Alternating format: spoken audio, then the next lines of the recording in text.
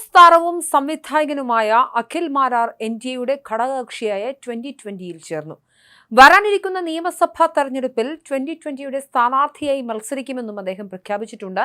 2020 chief coordinator Sabu M ജേക്കബിനൊപ്പം നടത്തിയ വാർത്താ സമ്മേളനത്തിൽ അഖിൽ മാരാർ ഇക്കാര്യം ഔദ്യോഗികമായി അറിയിക്കുകയും ചെയ്തു. പ്രഗത്ഭരായ നിരവധി വ്യക്തിത്വങ്ങൾ 2020-ലേക്ക് കടന്നു വരികയാണെന്ന് സാബു എം ജേക്കബ് പറഞ്ഞു. അഖിൽ മാരാർ പാർട്ടിയുടെ ഭാഗമായെന്നും ഏത് മണ്ഡലത്തിൽ മത്സരിക്കണമെന്ന കാര്യം എൻഡിഎ നേതൃത്വം തീരുമാനിക്കുമെന്നും അദ്ദേഹം വ്യക്തമാക്കി. താനൊരു സ്വതന്ത്ര ചിന്താഗതിക്കാരനാണ് എന്നും നിലവിലെ ഭരണം മാറണമെന്ന ഉറച്ച നിലപാടുള്ളയാളാണെന്നും അഖിൽ മാരാർ പ്രതികരിച്ചു. അതുകൊണ്ടാണ് താൻ പലപ്പോഴും UDF അനുകൂല നിലപാട് സ്വീകരിച്ചതെന്നും അദ്ദേഹം പറഞ്ഞു. ക്രാന്തദർശികളായ നേതാക്കൾ മുന്നോട്ട് വരണമെന്നും അത്തരം നിലപാടുകൾ സ്വീകരിക്കുന്ന പാർട്ടിയാണ് 2020 എന്നും അദ്ദേഹം കൂട്ടിച്ചേർത്തു. കിഴക്കമ്പലം മാതൃകാപരമായ വികസനം കാഴ്ചവെക്കുന്ന പശ്ചാത്തലത്തിൽ തനിക്ക് ചേരാൻ ഏറ്റവും അനുയോജ്യമായ പാർട്ടിയാണിതെന്നും അഖിൽ മാരാർ പറഞ്ഞു. നേരത്തെ താൻ കോൺഗ്രസിനുള്ളിൽ വേണോ പുറത്തു വേണോ എന്ന് കോൺഗ്രസ് നേതൃത്വമാണ് ചിന്തിക്കേണ്ടിയിരുന്നതെന്നും എന്നാൽ അതുണ്ടായില്ല എന്നും അദ്ദേഹം വിമർശിച്ചു. പ്രതിപക്ഷ നേതാവ് VD സതീശനെ താൻ നിശ്ചിതമായി വിമർശിച്ചിട്ടുണ്ടെങ്കിലും മറ്റ് കോൺഗ്രസ് നേതാക്കളുമായി അടുത്ത ബന്ധം സൂക്ഷിച്ചിരുന്നു.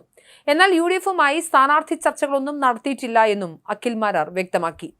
കേരള സ്റ്റോറി 2 ട്രെയിലർ വിവാദത്തിന് മറുപടി പറയേണ്ടത് NDA നേതൃത്വമാണെന്നും അദ്ദേഹം അഭിപ്രായപ്പെട്ടു.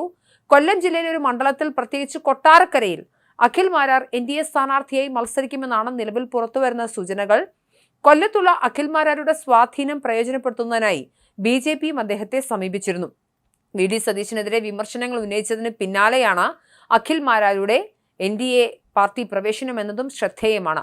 ബിഗ് ബോസ് വിജയിയും സംവിധായകനുമായ അഖിൽ മാരാർ 2020 പാർട്ടിയിൽ ചേർന്നതും വരാനിരിക്കുന്ന നിയമസഭാ തെരഞ്ഞെടുപ്പിൽ NDA സ്ഥാനാർത്ഥിയായി മത്സരിക്കാനുള്ള തീരുമാനവും കേരള രാഷ്ട്രീയത്തിൽ ഏറെ നിർണായകമാണ്.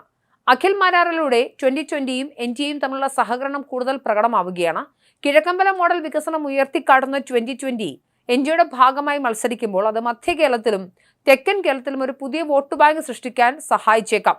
പ്രത്യേകിച്ച് പരമ്പരാഗത രാഷ്ട്രീയ പാർട്ടികളോട് മടുപ്പുള്ള വോട്ടർമാരെ ആകർഷിക്കാൻ ഈ സഖ്യത്തിന് സാധിക്കും.